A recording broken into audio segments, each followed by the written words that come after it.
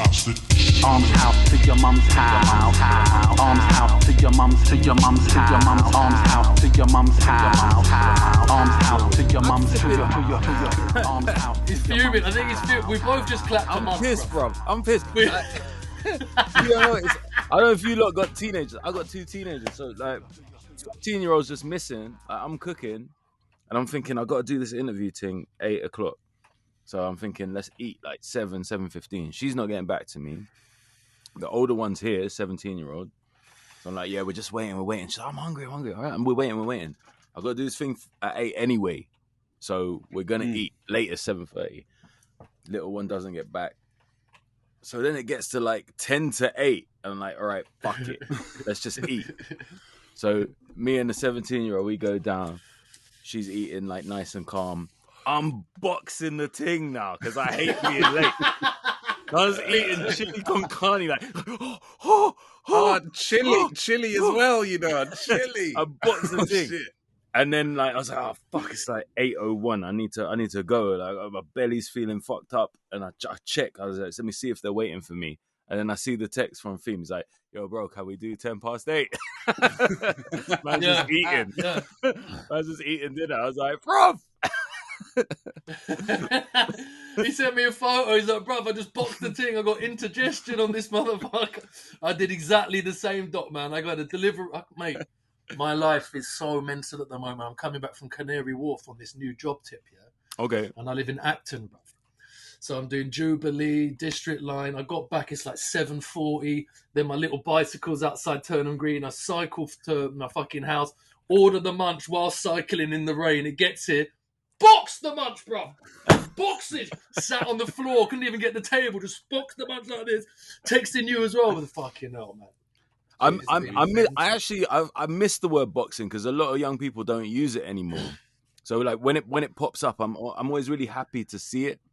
Like I was in a Santander one time, and I don't know why the munchies just got me, and I had a bag of Bombay mix that I wasn't gonna open till I got home because it was like in a bag of shopping. And I was in the queue, and it just hit me like I got some Bombay mix, and the queue's long, so I started eating it. And you know when it just gets good to you, and you just start like digging in. By the time I got to the cashier, I was like emptying it into my mouth, like the last drops of crisp. Like, hold on, love. Let me just. And it was a black bro that was working as the cashier, and he must have been a couple years younger than me. I'm just guessing. And I got there, and the first thing he said, you know, they say, "Oh, how can I help you?" So he goes, "Bro, you just boxed the thing." I was like, yeah, I did. I was pissing myself because it was so out of context. He's like, right, you just boxed that thing. Talk about old school phrases. Arms house to your mum's house. For It's real. definitely Nice, one of those nice ones. man. Absolutely. Yeah, no doubt. Absolutely. Wait, but Doc, I love that because you know when you're queuing up in something like a bank or something really formal, and you don't know the person, and you're expecting that kind of formal chat. Hello, that's what I mean. It's so but random. the guy knows you're on a level straight away. He can see you on a level. He's like, "Rob, like, you just box the thing." Yeah, like we're good. Like we're. But then you have that instant relationship of like, Yeah. oh shit. Yeah, like, we could do business right now, bro. Like, let me tell you about the £17.80 I got in my Santander right now. Yeah. You know what? I still got a Britannia savings account, and I swear there's like 12p in there, maybe something like that, man. Arcs Tony D, Arcs Reveal, Arcs Loki. I've got a Santander account under my name and Reveal's name. That's got 31p in it. It's a Poisonous Poets account, a Santander savings account. I must have set up when we like got some cash for something or other, like back in the day. But I still get the statements. Shit. It's jokes. It's still 31p. It's still 31. It's just like a constant reminder. You never made it in rap, bro. Like you tried and you fucking failed. Theme pulled out. He sent me a screenshot of an old Doc Brown album. He's still got it on CD, man. Wow, that's the promo. That's not even the original. That's not even the promo, proper, man. Yeah. When you see the actual album, I'm doing the album. This is how bait I was when I was young. Like I'm doing the same pose, but like I got a fresh trim. And like I'm in a studio, so it looks way better. but it's the same Yeah, pose. I'm yeah. like, yeah, this pose worked for me on the promo. I'm doing it again. But no, it's fresh Yeah. trim. Yeah, no, it's fresh trim. And I'll tell you what we'll do is really original. We'll take the photo in the studio. Yeah, banging studio, idea, mate. bro. Banging, yeah, And studio. yeah. Yeah, Someone have a studio. zoot hanging out their mouth as well. Will look bad, you know what I mean? There you go. Make it look real. All right, yo, ladies and gentlemen, if you haven't clocked on so far, we have the incredible Doc Brown joining us today on Arms House to Your Mom's House. Oh, bring arms out to your mom's house. Sipping on Dom Shamps with Tom Hanks from the same fam. Poisonous pack of guys, good to sacrifice a waste man. Dom Beezy! Call him again, North Wheezy. Yeah. Man. Doc, I was just remembering, the first time I ever met you was I went to Deal Real Records. I'd been there a few times, and I was trying to clock the kind of levels of open mic MCs. Of course, yeah. And then finally I went for it. Went and done the open mic, and you let me go on again, and you let me go on again, and you let me stay on. I was thinking, right, I'm staying on. And then at the end of the night, Doc raised my arm, Maddie, and he's like, yo, MC of the night. That was it. Wow. That was it. I was setting up a Santander bank account thinking I'm going to make it, bro. This is it, bro. We're in the game. You know? I used to love doing Wow, that that's because dope. it's like people need to know, like, everything's too friendly now. So no one wants to say when a rapper's shit. Do you know what I mean? Mhm. And back in the day, I could already feel that happening. I thought, this doesn't help anyone. Because I come up at Mudlums, do you know what I mean? And it was brutal. Mm. Like, if you were shit, you just Yo, get booed off the stage. brutal. And then the host would gun you as well. He's like, who the fuck, like, where's this guy come from? He's whack. Get him off. You know, and the pain that you would feel if that happened to you. So I thought, like, it's Awful. yeah, it's good to have, like, what do you call it? Like, it's like tough love. Do you know what I mean? Like, Exactly. if there's someone dope, That's kind of the let him get back ethos. on the mic because you lot are shit. You know what I mean? Like, you got to learn how to be good. This is a way to be good. Crisp, clear, crowd reaction, good delivery, good breath control, great flow, and good lyrics. It's not rocket science. Exactly. Yeah. I mean, that's kind of been the ethos of this podcast because we were thinking, like, especially when it comes to graph and hip hop, things are too nice nowadays, man. We went on Killer Keller's podcast, and Killer Keller smashing it, amazing guy, legendary dude, amazing podcast. But even we were on there, and I said to him, "You're too nice, bro, man. We need some more." He is arm very towel. nice, overly nice. Yeah, yeah. I mean, but you know, and critical analysis is important, and we're from rap, Yeah. so like we're from a culture that's all about criticism, not even fair criticism. Sometimes Yeah. just unnecessary, No. unnecessary beef is built. That's like part of the culture because if you trace rap back to its actual roots, it was people snapping on each other, man. It was like just people chatting shit to each other, you know, and then making it rhyme to make it funnier. Yeah. So it'd be friends snapping on each other, which is exactly when you think about your best friends. That's what you do. Like with your best friends, you just gun them all the time because you're brothers. Like, exactly. so you can take it. When I meet someone for the first time, if they say something rude to me that's funny and true, I'm like, I'm gonna get on with this guy. Like, you know, when you meet people that's for the brilliant. first time and it's like polite conversation, it's great. You find out like, I've bumped into this guy 100 times over the course of 15 years. We've never got beyond. So what's good, bro? Like, really? Like, what's going on with you though? Like, everything blessed. Yeah, man. Yeah, it's good, man. You still doing it? Yeah, still doing it. And it never goes beyond that. Whereas when you meet someone who's just like, bro, what the fuck is your nose about? Like, seriously. You're just like, okay, all right.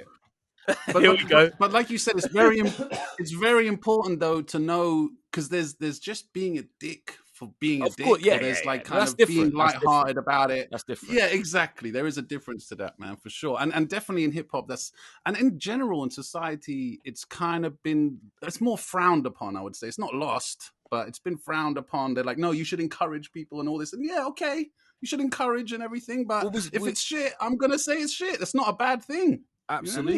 You know what I mean? It's like Common said, if I don't like it, I don't like it. I don't mean that I'm hating. It's like, it's good to have someone say like, this isn't working. That's a polite way of doing it. But in rap, the whole vibe of rap is that it's punk. We're not supposed to be polite. Like, who wants to listen to polite rap? Like, I'm thinking aloud. Do you think it started when that whole hater thing came out? Because then it became hard to like kind of diss something without someone saying, "Oh, you're just a hater." You know what I mean? Because I even diss it if you say you don't like it. Oh, yeah, you're a hater. Yeah, I think it's almost like reflective of the class divide. So, you know, in real life, you've got people who are born into money and people who aren't, and we see the divide getting bigger and bigger. In rap, what happened was, if you didn't have an infrastructure like we didn't have, then it didn't matter how good you were. Like, people associated you with this class of rap that is just not good, right? It's not of a high enough standard, and I put you in that bracket, so therefore you just cannot win. And there was a lot of us in that bracket. Like, to me, like people like I mean, you have Farmer on. I checked that episode, is amazing. People like Farmer, people like Jest, Skinny, you know, Klashnikov, Kaiser Smirnoff, Revs, Tony man, D, Revs. Like, there's so many rappers that, with a different set of circumstances, would be superstars without any shadow of a doubt. But that infrastructure wasn't there. And then when another form of British rap took off via grime, it was like embarrassing to look at us. Do you know what I mean? It's like embarrassing to be associated with us. You know, as if we were doing something whack. We weren't doing something whack. Our scene was whack. The infrastructure for it, the industry for it was whack. We weren't whack. Do you know what I'm saying?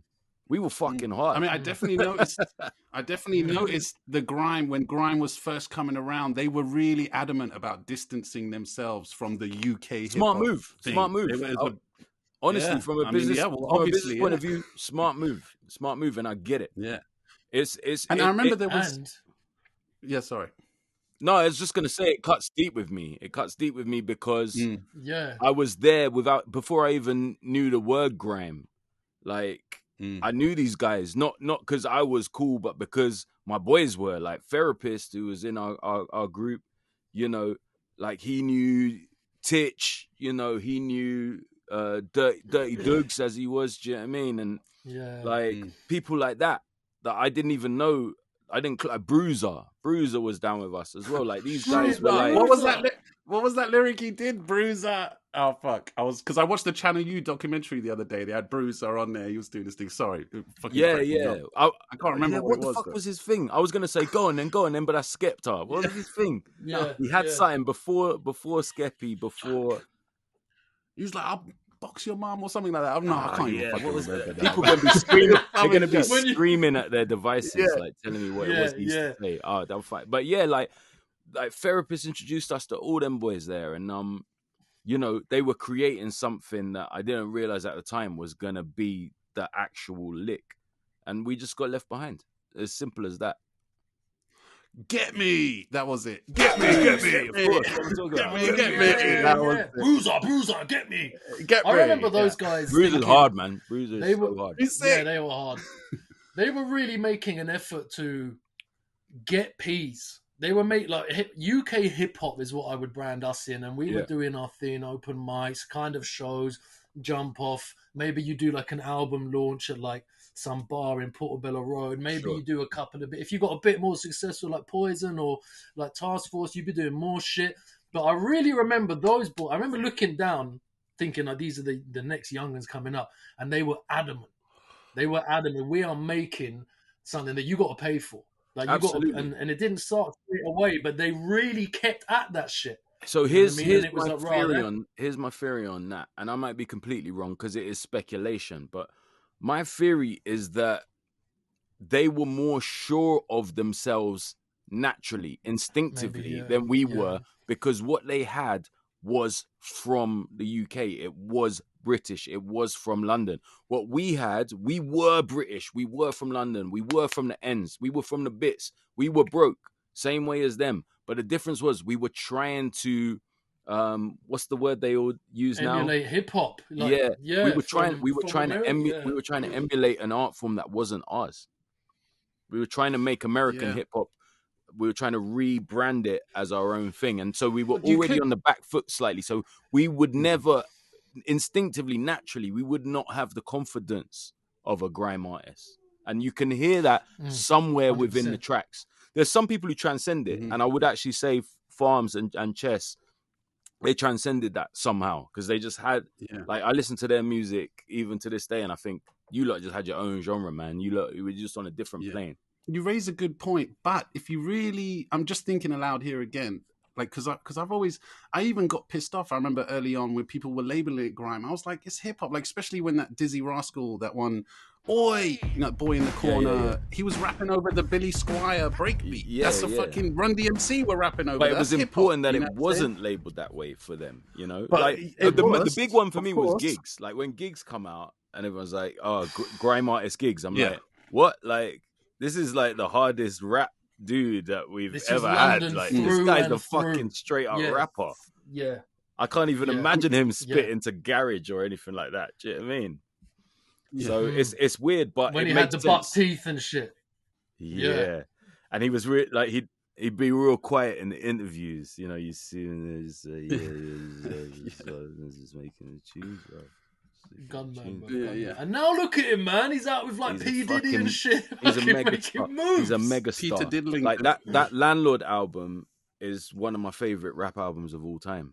I love that album. Wow. Love it. Absolutely love it. Yeah, I love it. Start to finish. Love it. Bump it all the time. Arms out to your mum's house.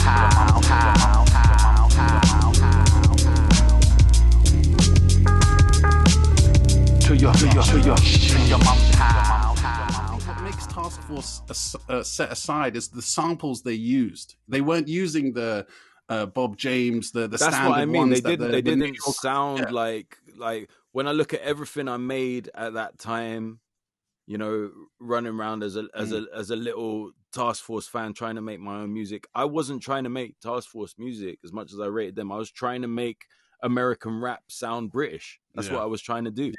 And I was always on I was on a hide into nothing. I just didn't realize it at the time. I think I saw somewhere that you said London Posse was a big inspiration for you. I'm assuming because they were one of the first to rap in their British accent, and they were the ones to bring it in an English style. For me, it was phenomenal. Like hearing Rodney P and Bionic side by side, it was like, oh my god, this is like two sides of a black culture that I recognize. Obviously, I love hearing Nas, whatever, like, or even, I mean, they precede Nas even. So like whoever I would have been listening to back then, Big Daddy Kane, De La Soul. But like these guys, it's not just black British, it's like nuances of black British. You got Rodney like rapping with this style that's like, it's got this very clear Caribbean inflection. I'm like, oh my god, he sounds like my uncles. And then you got Bionic. You got Bionic sounding like a black Del Boy, and I was like, "This is the true black British experience on a record." It was mind blowing. Like London Posse changed everything for me, but I still didn't have. Just like when I got into stand up, I didn't have any concept that there were hundreds of other people doing it. I still just thought they were an anomaly. Until all the way up until like, I don't know what it would have been like 5 or 6 years later when I bought this 12-inch. It's called Rich and Switch. You remember that record? It had Mungo and Skinny Man on it, and I think Chester was on it. Maybe he was on the flip side. I don't know, but that was my shit. Man. I was just like, holy shit, something's happening out there, And I'm like 15, 16, and like, something's happening out there. I need to find it. Do you know what I mean? And that's when I started hearing about. Near me. Yeah. That's when I started hearing about Apricot Jam and then Mudlands. Yeah. I think I first heard that on a DJ Disorder mixtape. There was UK Hustlers mixtape. I don't know if that's probably where I heard it, man. Yeah, I used to always get those tapes. I've got it on record though. Here, I'm trying to find it. I've got the vinyl. I've got the vinyl downstairs. What do you think about someone who I'd never think gets enough credit, who like really brought me in the scene, was MCD? Oh, D was MC, D. do you remember MC? Bruv, do you Yeah, remember so how D- good D he w- was at yeah. fucking rap? D was cool with Fuck, man. D was cool with Revs. So like Yeah. with Reveal from Poisonous Poet. So like I bucked D a few times, and you know, he was a mad guy. Like, you know, he was, you know, Yeah, he he had was a theories bit- about everything. So he was a super Yeah. intense guy to talk to, which He could had be them like, intense eyes kind of yeah, bulging out. it could like, be this is it could be big. jarring, and then other times he would just say something to you with so much clarity and so much truth that you'd be like, "Rad, this guy's actually deep," and he's making a lot of sense. And then you would see him rap, and it was like the same guy on stage. It was like that half and half. Some of it would be like this incredibly kind of like almost paranoia about his position, not just as a rapper, but as a black man in the UK at that time. And some of it would be like, oh, this is almost too much. And then other times he'd just be spitting, and you go, oh my God, I think this is the best rapper in the UK. Like, I think he might be. Exactly. I think that's and what the I might be voice watching and shit, right now. Like, fuck. He was. Yeah. Everyone The thing with rated D was pure. Like, he was pure, untouched, unedited. No fucking, oh, maybe you shouldn't say this. Maybe you should make a song like that. If the song's 11 minutes he was long, it's on it. 11 minutes long. Do you know what I mean? Like, he was just D. Like, yeah, I don't think I've ever met a rapper quite like MCD. But I'm Where forgettable. is he I'm now, forgettable man? talent. What's I've happened, no man? idea. I've no idea. But how do you market MCD? No one has Do you know what I any mean? idea. How do you market MCD? Nah, yeah. I don't know. It was a strict kind of mixtape street flow thing, man. But Yeah, massively but yeah, he was respected. special. He was special. Massively One of the respected. many like soldiers that nobody fucking remembers. You know, like it's criminal, but like everybody has a lineage. You know, everyone has a lineage. Like, I've spoken to newer rappers about it, and they're like, "Oh, I used to listen to this guy," and I'm thinking, "Oh, that guy, he used to listen to this guy, or he used to listen to me." And I used to listen to this guy who used to listen to that guy before that.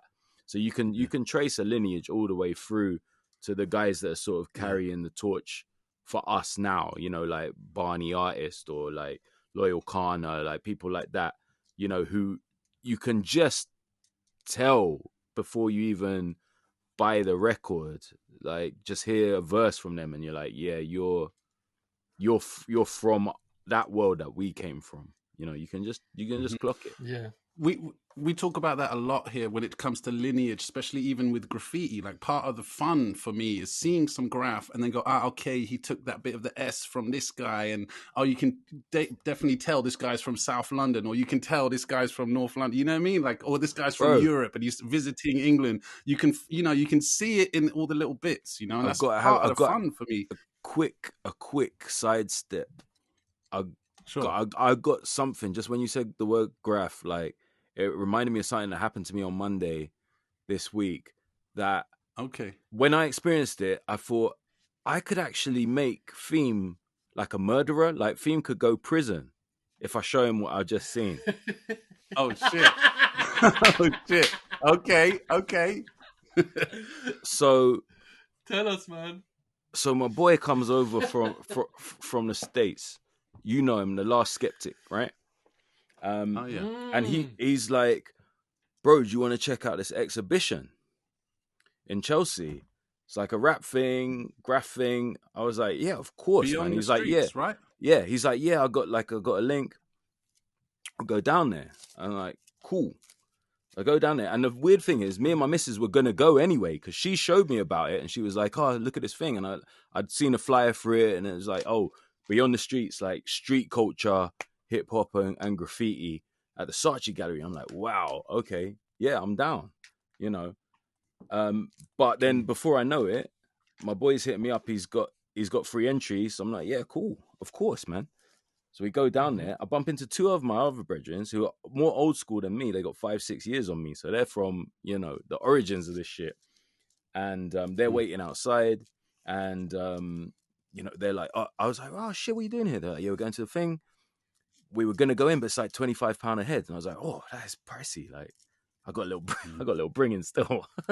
And so we go in. They pay the £25 each. We go in, and Theme, I was like, what the fuck is this? Like we walked in, they were like, you need to take one of these just to understand what's on display here. I was like, okay, cool. And they give me a flyer. Maybe I've still got it. I can even show you, like, so you know I'm not lying. You need to take one of these to understand what's going on. This is the thing. It's a thing called hip hop that was popularized in the 70s in the Bronx. It's got graffiti. It says graffiti in big letters, and then underneath it explains what graffiti is. So graffiti is a spray paint art that rose up. It's somewhere in the 70s in New York, and it's very colorful. Lots of different colors are used, and it was, for a long time it was exclusively on walls and trains. And I'm like, okay, so I've got the Ladybird Guide to fucking graffiti. Great, thank you. Thanks for the leaflet. Thank you. Yeah.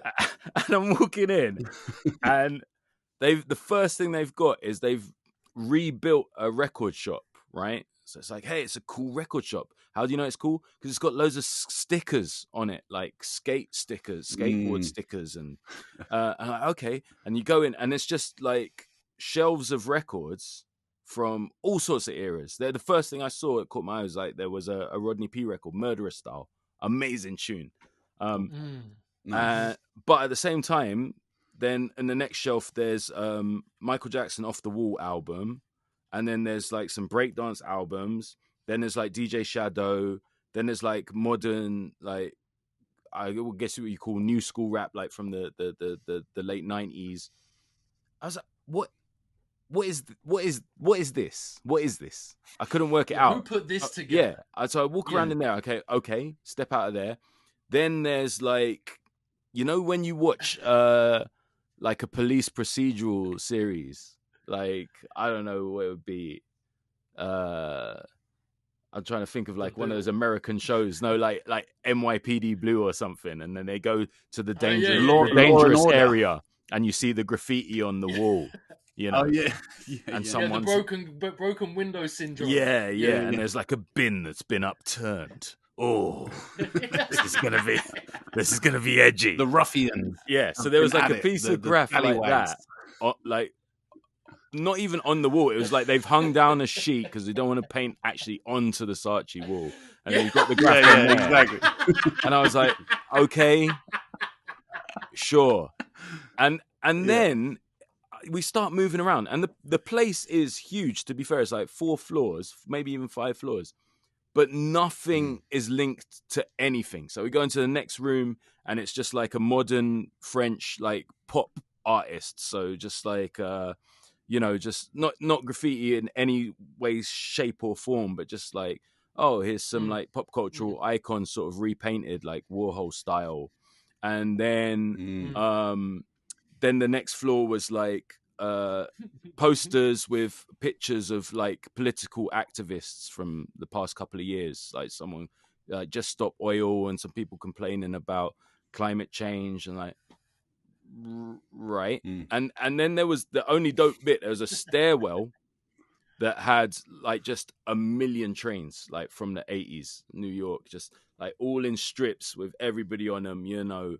Scheme and fucking Dondi and all the Martha Cooper. Okay, that's quite dope. It was like a whole wall. And then it was just back to the what is this? And when it hit the peak of like I don't know what's going on, there was a floor where the only thing on that floor was a shop. They'd built another shop. There was a shop window, and then in the shop was just loads of bits of shit like bric-a-brac, like a figurine, a china plate, you know, an old puppet, a biscuit tin, some tinsel, and it just said on a massive sign at the top, rubbish stuff. And I was like, that's what you should have called this whole fucking exhibition, bro. Rubbish stuff. At first I was like amused, then I was a bit annoyed, and the further time that it's been 4 days now, I'm just angry because you know they've got a book for sale, right? Beyond the Streets, you can buy the book in the shop. It's like fucking of course they got something to sell, yeah. It's like £80. Wow. And it's Beyond the Streets, Jesus. Street culture, hip hop and street culture. You know, guess who's on the front with a boombox? Malcolm McLaren. Now, no disrespect, he Really? done his thing, Really? but it's Yeah, a yeah. reach putting a white person on front of Man, anything it where you're sounds talking like the about whole street thing's culture been and hip hop. The big whole thing, reach, like, Yeah. it big made my reach. blood run cold. Theme, like it. Wow. I just, and then there's a flaw, and maybe you could explain this actually, because there's a flaw where they try and get into the graph thing, right? And they've got the little cards as photos, and there's like examples of graph, but again, there's not actually any real graffiti. They haven't really gone out and gone like, let's just fucking paint this whole floor. Let's paint the walls of the Saatchi gallery. That would have been kind of punk. Yeah. But there's Yeah. like, you know, pictures of graffiti, and then the little card that you get on the side that you get in every gallery. Like, here's the history of this artist and that artist. And, you know, I'm learning absolutely fucking nothing. But on that floor, the one interesting thing was there was a card for 10 foot. And it had just been completely scratched and etched out. And I couldn't work out, was that like a thing? Because I thought that's maybe the only cool thing I've seen today. Like, is that a thing to keep his anonymity, or is someone got beef with 10 foot? I couldn't work it out. No comment? I mean, Or it's no, interesting. I don't know. I don't know about graph Could be both. politics. Could be both. No, it could be both. It could be. Well, there's a lot of politics going around, and especially about that individual as well. But there's always jealousy. You know what I mean, in everything. So there could real. definitely be. 10 foot is fucking up. He is up. He's all world. Everywhere, you know what I mean? bro. He's city, all world. dude's I've all seen him world. like random countries I've been to. I've seen 10 foot. Yeah. And so people don't like it, you know what I mean? Maybe People are that's like, what oh, it they was. should start scratching it out. Or he could have done it just to try and make it look like, to take the piss out of the You gallery. know what? Here's a 10-foot thing. If I'm it was fucking him and talking it he out. did it, It's or if it was possible. someone who had beef with him and they did it, either way, that tiny act was the best thing in a £25 entry fucking gallery on King's Road. Like, I don't care if someone hears this and they shut it's me on down. King's Road. Like, bruv, that place is an affront. That exhibition is an affront to our culture. I'm going to say it it's right in the now. Saatchi gallery, you can wasn't fucking it? quote me. Outrageous. In the Saatchi Okay. gallery. Saatchi gallery, no? Yeah, that's another Saatchi. fucking problem with it, you know what I I mean? was about to Issue, say, bro. yeah. And it sounds to me, I didn't go, but it sounds to me like the whole thing was made by like middle-aged white dudes who've put the whole thing together. And then there's rather certain than stuff that they've clocked. Okay, we have to have this. So there's a whole Beastie Boys floor. Exactly. And I fucking love the Beastie Boys. I love the Beasties. I love them. I'm not saying anything against them. I love them. But they're so... they're the perfect group to appropriate, you know. So there's all this amazing kind of... is actually one of the few interesting bits. There's loads of stuff that they've clearly donated for this thing. And it's cool. But at the same time, like, are the Beasties really going to be the only rappers that we give a space You know what I mean? to? I was a bit exactly. like, this is so awkward, bro. Like, and to it was have a like horrible the experience. upside, you know, the tag on the dustbin and like this is the grimy area. It just shows you that it's just from these people who like this is what it looks. We have to have that bit in there, Doc. Painful, you know what I mean? painful. Don't forget the grimy bit, guys. When you're building it, we've got to have that bit to show that we're down, to show that we know it's from the street, blah, blah, blah. You're like, bruv, that's not really... That's like McDonald's having fake graph on their walls when you walk in, man. That pisses me off. Yeah, bruv, if it wasn't £25, I would tell you, please go down there, because I would just love to see you like live streaming, walking through each floor. Check this out. We had an idea.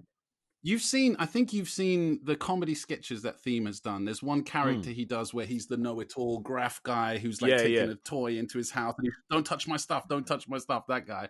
We had an idea. Buying all the stuff. We had an idea to go with Theme in that character, to go to that exhibition, and we'd film him and then put it on the YouTube for us, you know. And then maybe even as his other character, the 90s rude boy graph guy, and going on there going, he's toy, that's all whack. So we're planning on maybe going there and doing that.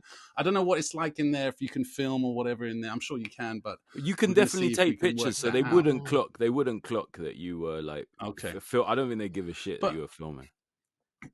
But this you bring up like, you know, this debate has been going on since the 70s, man, since when it first blew Oh up yeah, in yeah, New yeah. York. Like They've from the tried very to- beginning, even they've with tried to- Blondie and everything, like it was questioned. Exactly. Even They tried between to- two groups of very reputable originators of hip hop from Black and Latino communities, you look at like DJ Hollywood was questioned immediately because he was Manhattan. Yeah. He was doing this Manhattan thing, and it wasn't the Bronx. But DJ Hollywood was a sick DJ, man. Like, and his parties were legendary. He was just trying to make it like hip hop. he was trying to make The it high phrase end, hip-hop. but it was still hip hop. Like, you know what I mean? Mm. And yeah, he coined the phrase. but- So you're right. It's I'm been a talking debate from the start. specifically- I'm talking specifically about graffiti in a gallery. Like, there are some people out there, they go, as soon as you take that's the an graph issue. off the street, it's no longer graffiti. It's not It's just graffiti. art on a canvas. It's not Yeah, graffiti. and so many times people have tried to do that transaction. And of course, it's always done by rich, middle class, upper class, you know, white people trying to do that. You know what I mean? And it's been a debate for a long time. And of course, I think there's some merit to it. And I'm surprised to hear that from you, because as graffiti writers, me and Theme, obviously we follow a lot of graffiti writers. So all we've been seeing this whole week is just people going to this exhibition and sucking its dick, to be Bro, honest, saying how amazing it is so whack. Like, please quote me. Somebody, Yeah. who's listening to this, put it in a mainstream newspaper because I will back it to the death. Like, it is whack. I mean- It is a stain on hip hop. It's a stain on punk. It's a stain Wow. on real graffiti, real writers. Mm. Like, I was embarrassed. Like, Yeah. I saw a little section on Elk, who's like my hero. I like. Oh. I don't even want to see him in here. Like, do you know what I mean? That feeling. Yeah, You know, exactly. I don't even want my heroes in here. Yeah.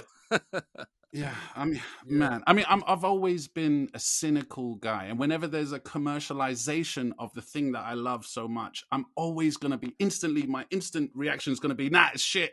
And then there's been very few times where I've gone, okay, they did a pretty good job there. The Very maddest few thing times, is, you know, the maddest most thing of is, the time- it can be done well. Like, if you're a dude can, who's yeah. an outsider with a lot of money, you love hip hop, but you know you're not part of the culture. All you need to do, you don't even need to spend your money to do it. You just need to find someone certy, and then you go, here's the dough. Like, here's the dough. I think they did for this one. I just put my logo on it. That's it. And you lot, But I you think lot they make sure it's did. real.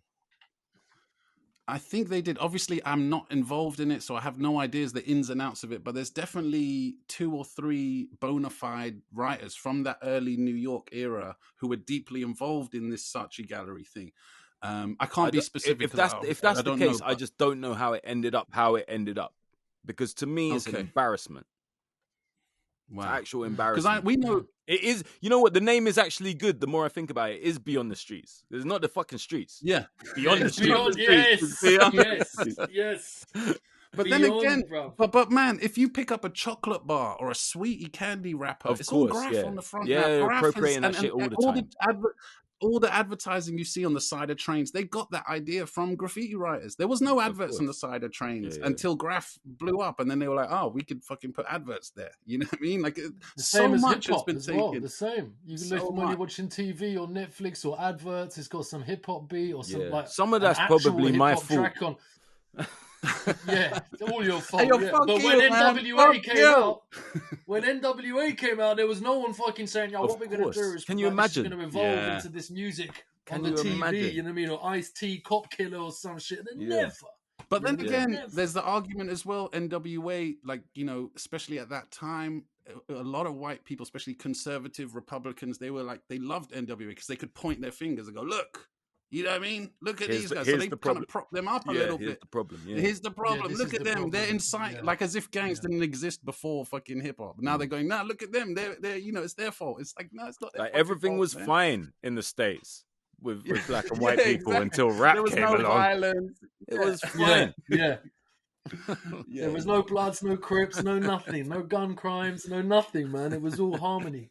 You Yeah, know it's what? mental. This is a perfect segue to go into one of the songs Doc Brown has suggested for us to listen to today. Yeah?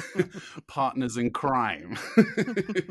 Talk about appropriating hip hop and shit. Yeah, I'm constantly fascinated by like people who jump on this thing and think and have the balls to think that they can get away with it. I think it's incredible.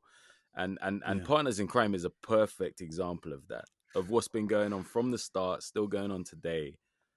You know, I bought this 7-inch.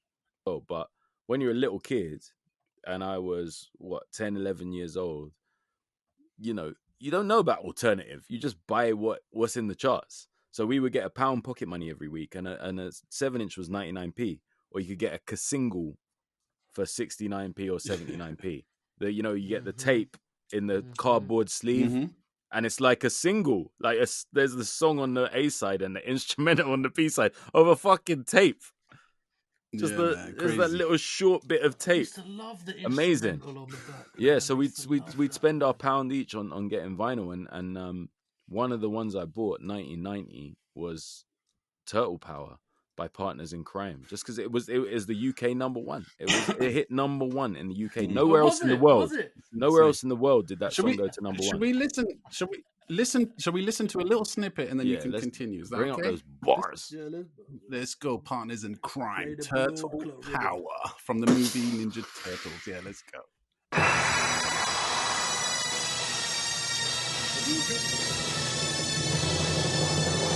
Perfect.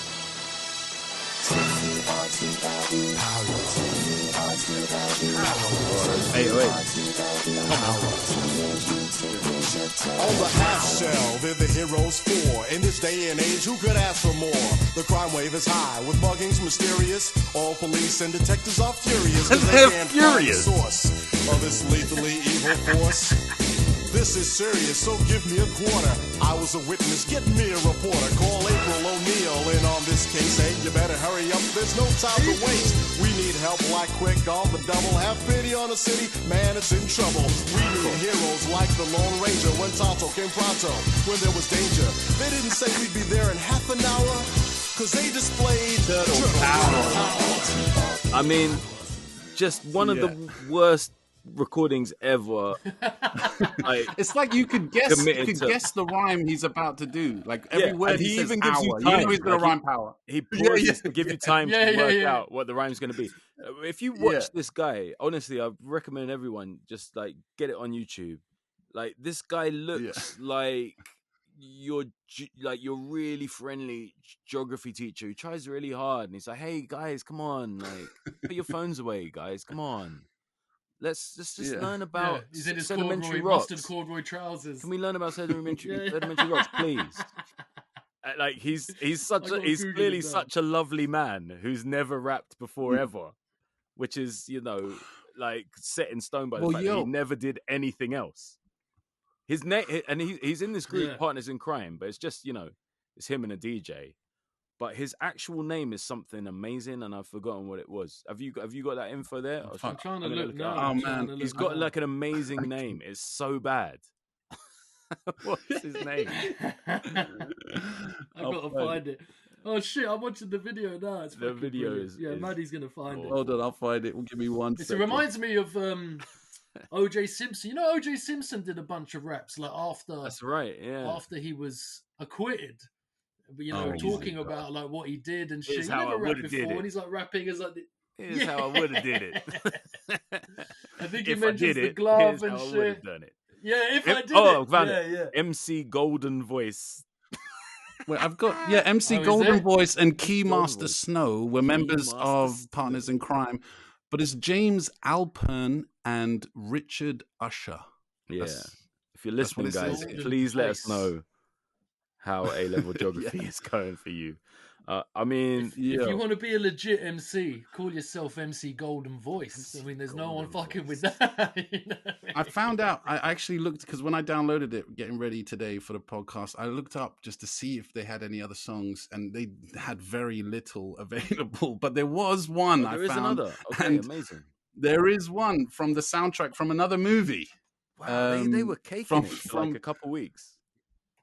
From fucking Cool as Ice, the Vanilla Ice movie. Yeah. Wow. Oh my god, my mind is blown. That's the exact step they were going to take. You could picture that exactly. Well, Vanilla Ice is in Turtle Power 2, like Turtles #2, the second movie. Turtle movie, they had Ice-T in it. You know what I mean? So I don't know. There must be a link there. Maybe they're the same manager or the same. I don't know. But I have a little snippet of that if you want to check it out. It's called Love with a number 2 and then love and then a U. You know what I mean? You know how real love to love you. Yeah, exactly. And they nicked that Donna Summer. Love to love you, baby. Love to love you, baby.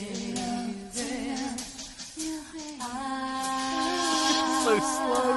Everything he does is so slow. Now it picks up. It picks up. Okay, cool. It picks up. Yeah, now we're talking. There we go. Yeah.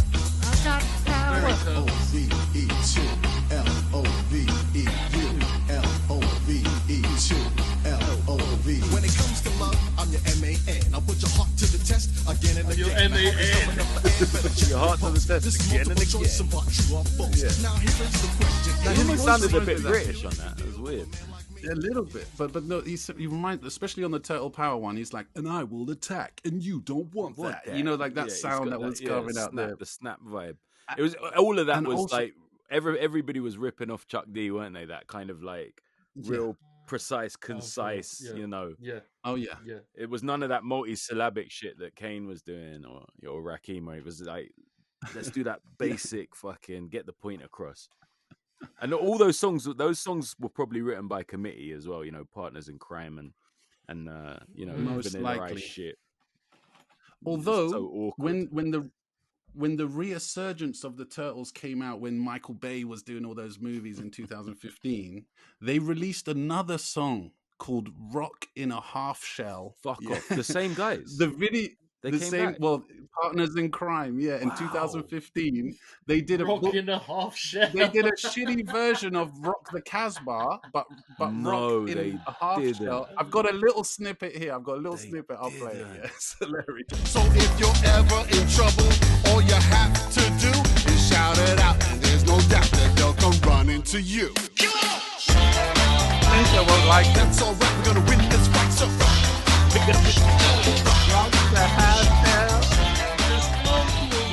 they were trying to they were blatantly trying to monetize off the whole turtle. But no kid would care that they were the original guys from the 1990 version. No kid would care. Like, you could just get anybody, just get a relevant rapper. When was that, even man? if it was a shit rapper. 2015? Yeah.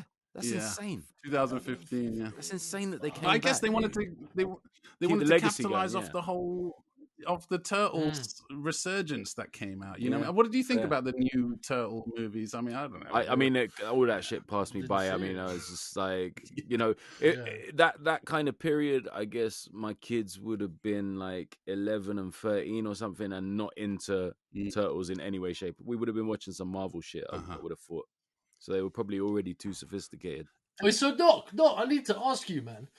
What's the deal with pocket money these days? My kid, I got twins. They're 9. When did you give some pocket money? Did they start getting pocket money at a certain age? When they were in primary school, it was really slapdash. You know, I'd give them a quid here, a couple quid there. But like by the end of primary school, it's like, no, like shit's moved on, and we need to work this out properly. So I set up like junior accounts for them, and I think from when the little one was like 11 or 12 and the older one was like 14, 15, I just set up a direct debit. So the little one gets... But every month or every week? No, it's every week. On a Friday, £10. Every week. £10 on a Friday for the 14-year-old, and £15 on a Friday for the 17-year-old. And like everyone will have their opinion on that. Some people are like, what the fuck? Why is he giving kids so much money? Other people would be like, how's £10 gonna get you out of your house in London? Whichever way you slice it, it's probably too much or too little. But the way I look at it is, it's money that they are responsible for. Do you know what I mean? So whether it's too much or if it's too little in their eyes, then it's something they've got to build on. If it's too much in their eyes, then they're fucking lucky, man. Like make it last if it's too much, you know. And the older one, to be fair, she didn't even need to tell me it was too little. She just went out, got a job. she just fucking works, man. She's got 2 jobs as well as Oh, going to college, shit. you know? Wow. And she shit. saved her That's money. She's real. planning Yeah, I like a little trip that. to Spain. I'm like, I like this.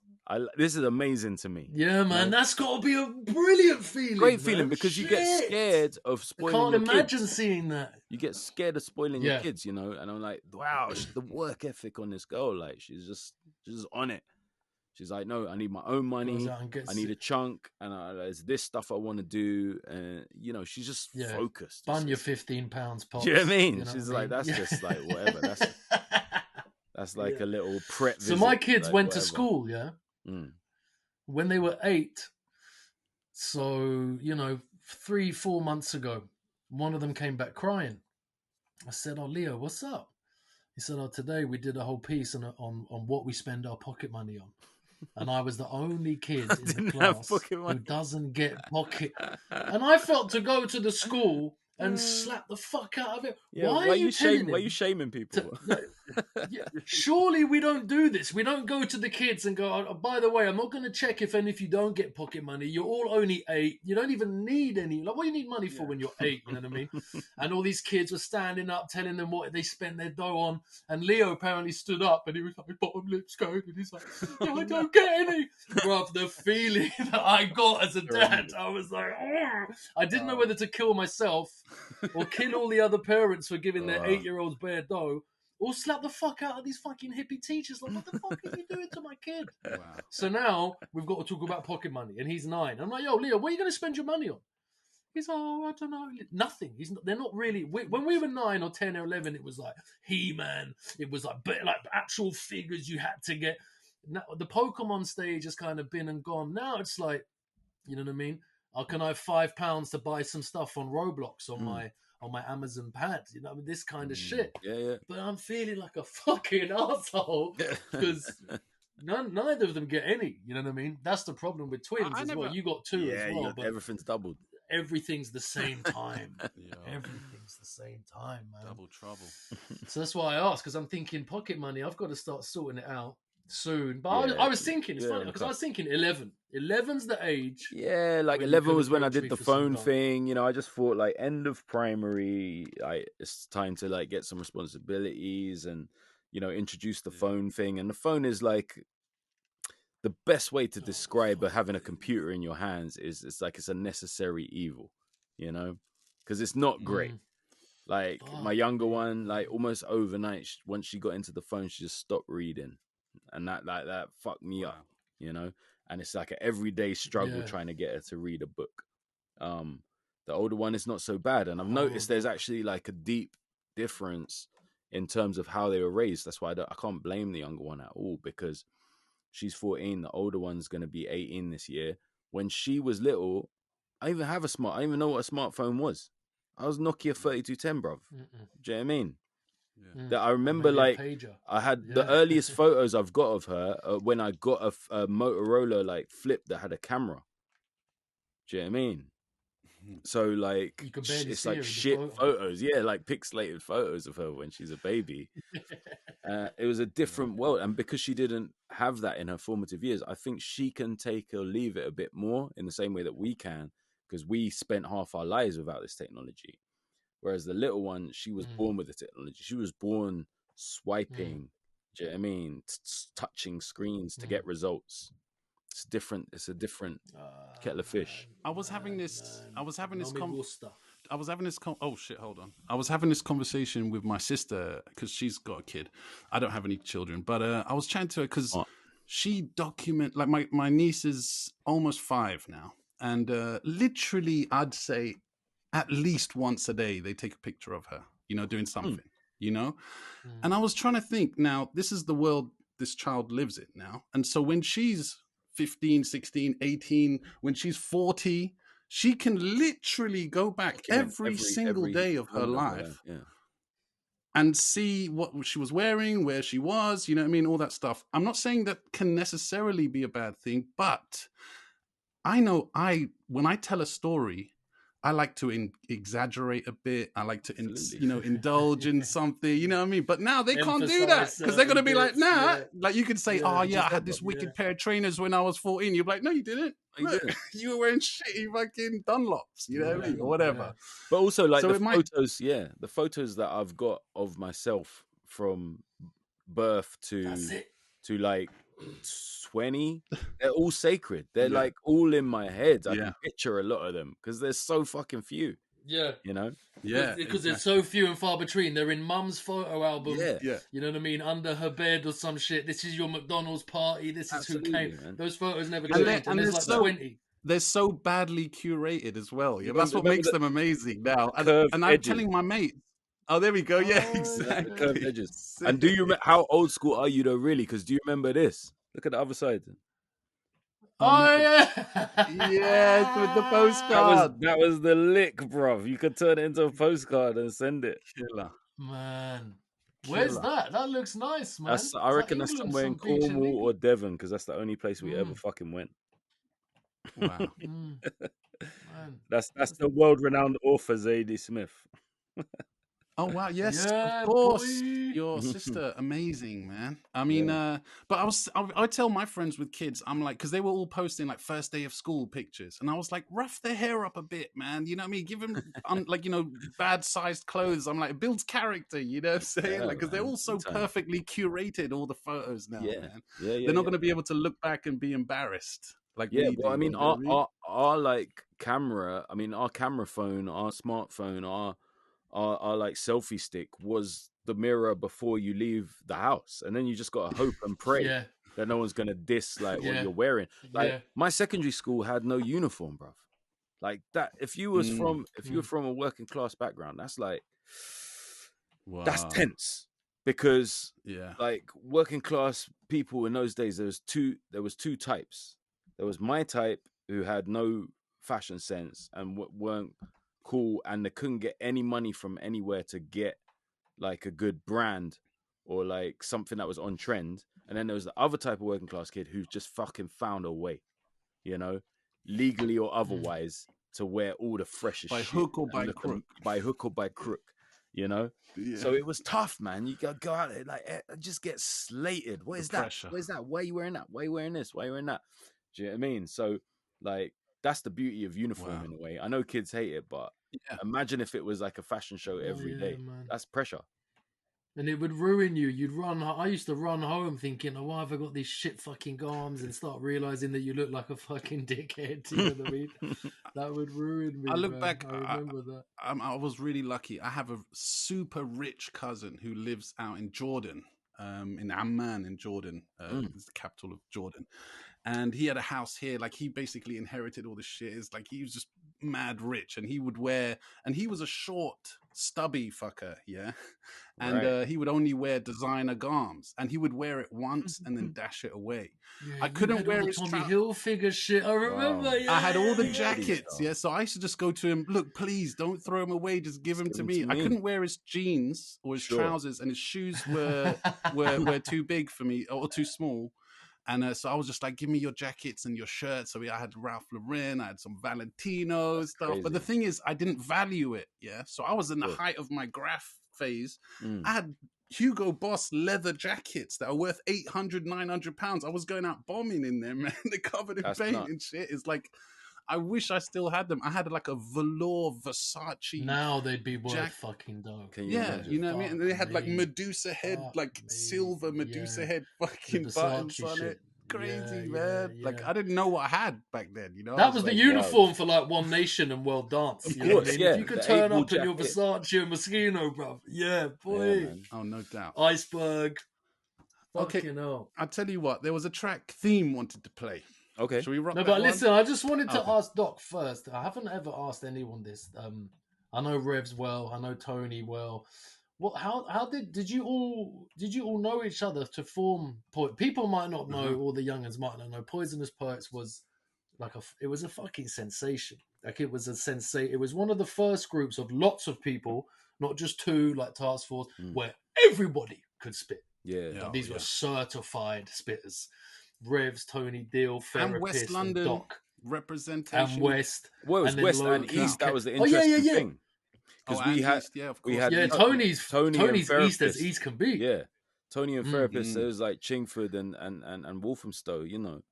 So it was like we had that connect going on as well, and yeah, it was special, man. How did you get the connect? Did So you it meet started off like open mics? It was an old group. So I used to battle at Mudlums, the old freestyle battle, like actual improvisational freestyle battles that Intense used to run. And, you know, the whole Mud family be up on stage, Mongo and all of them. And it was like, it was rough. And that's where Camden. In Camden at Dingwalls. Yeah, in the lock. In Dingwalls, Yeah, that was it. Dingwalls in the lock. And yeah, it was intense. And like I went through some big battles there. And one time a young me battled a young Sway in the quarterfinals of this thing. Little Derek's doing okay. Yeah, Sway just bodied me. Like the guy was a genius. You know? Oh wow. Yeah, but I remember this kid who would get in with no questions asked, who was like wild underage, like 14, 15. And that was Revs. And you know, he just had this respect that I was like, how the fuck is this kid? Like, I was fascinated by him. So we started chatting. I joined this group that I met there. I saw them perform one night. I was chatting to them, and one of them lived near me in Ladbroke Grove. So I started chatting to him. His name was Rising Sun, and then he was like, "Come join my group." And because me and Revs were always together, Revs joined as well. So we were in this group, and very quickly it was like, I think we're better than all these guys. We can spit. Yeah, we can spit. And but we were the youngins, so like we watched it. It didn't work out, so that everyone went their separate ways, and we were just like, right, let's just do our own thing. And it was in those days where every day you just lived hip hop. Do you know what I mean? I knew writers. Yeah. So I'd be around the graph guys, or I'd be around skaters, or I'd be around spitters or DJs, and I just lived hip hop. I loved it, you know. And Revs told me about this one thing. It was in Clapham Common. Shorty Blitz was hosting like just a live cypher, like on a bandstand somewhere in Clapham. And we went down there, and you know, just ciphering with all these other rappers, and we saw Tony there spitting, and we were like, "That's the sickest MC we'd ever seen." So we started chatting to him straight away. Oh, really? Away. Still back then, when you first clocked him, you were like, "Yo, what year this is like? This is like 2000. What year is this? 2000. Okay. And so straight away we started chatting to him, just like Bonazoo, like have a chat, and we just caught each other's vibe lyrically, you know.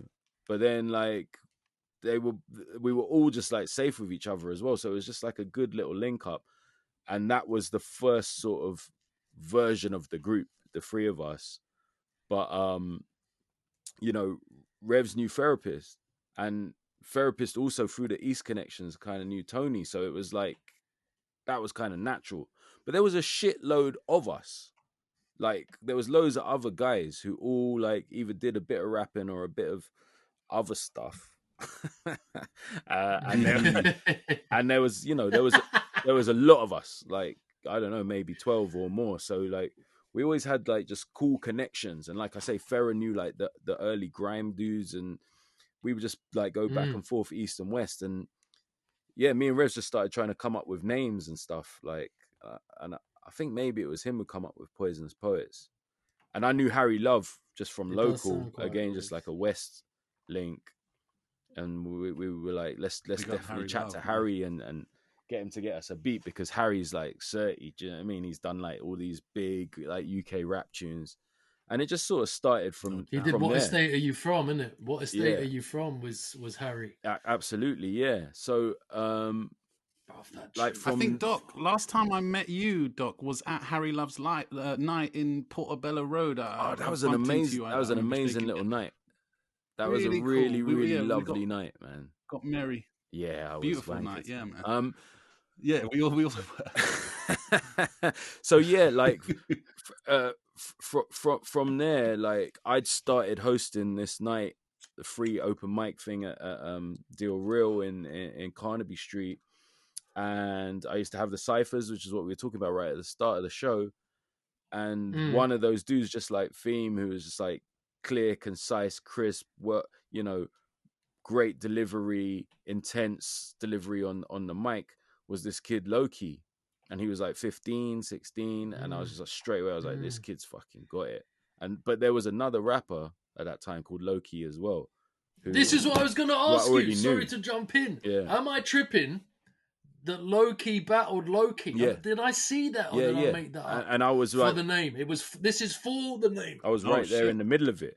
So like I'd already seen the other Loki had been there a few times. He was all right. It's fine. Nothing special. He was all right. And then this other kid comes out, he's sick and he's got the crowd moving like, this guy's ill. Like, what's your name? He goes, Loki. And then the other Loki's like, no, fuck that. I'm Loki.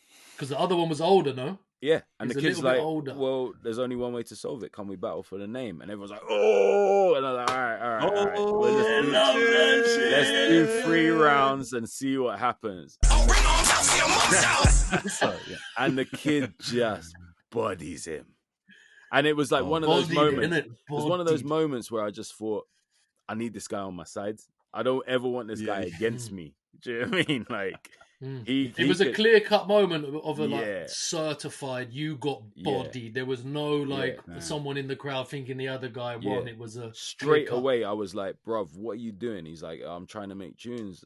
I just need connections. I was like, bruv, I'm making tunes. Come studio, just do your thing. I was like, I got this one idea for a tune. I think you'd be sick on it. And that was Mad World. And that was his first ever record. And shit, the first ever thing he ever recorded. On that mixtape. Yeah. Was it a single or was it a mixtape? It was a single, and I put it on my mixtape, and then it was popped up on a few other mixtapes. But initially, it was just a 12-inch single. I put it out. I produced it myself with DJ Snips, and then the flip side was an Evil Ed tune that I did with him, and just put it out as a black label.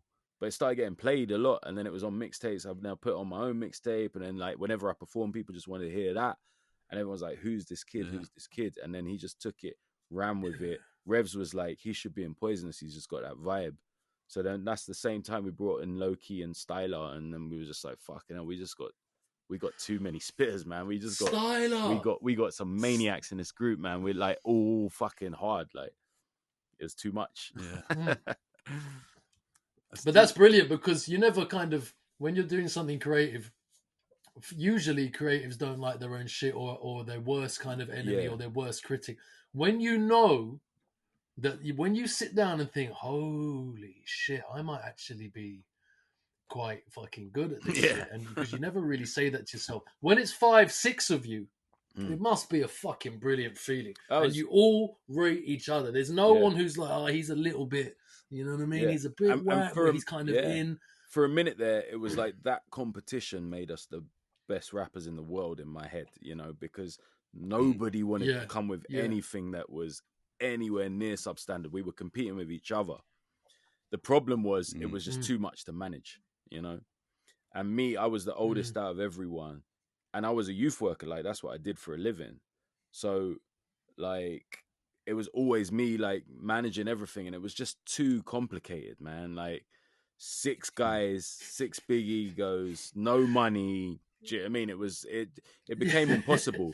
And in a way, we're like, Poisonous Poets is like the great what might have been, you know, because I still to this day think we had, like, when I think of my favorite rappers, there's some that have been added to the list, like people like Gets. I fucking love Gets, like on some next level.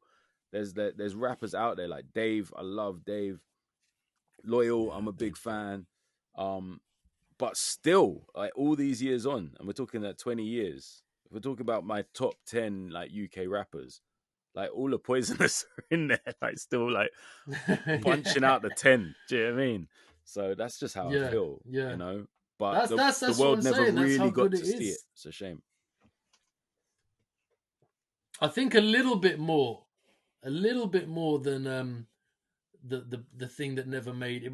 What did you just say? What might have been? I think it wasn't quite that bad. It was they were getting props, and they had a name, and maybe it was just the London thing, but it was a bit more than that. It was like you guys were so fucking close to